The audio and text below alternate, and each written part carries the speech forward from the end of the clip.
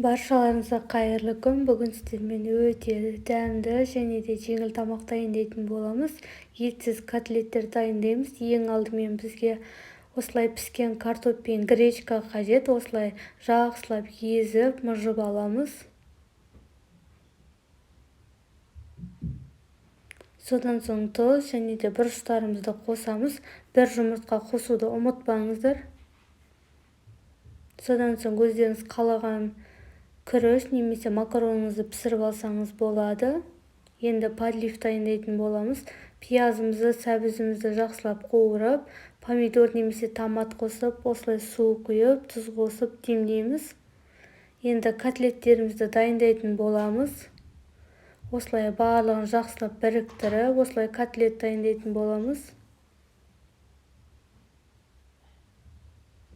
Жұмыртқа қоссаңыздар ыдырамай әдемі болып шығады. Осылай ұнға бір аунатып, қызып тұрған майға салып, жай ғана екі бетін қызартып аласыздар.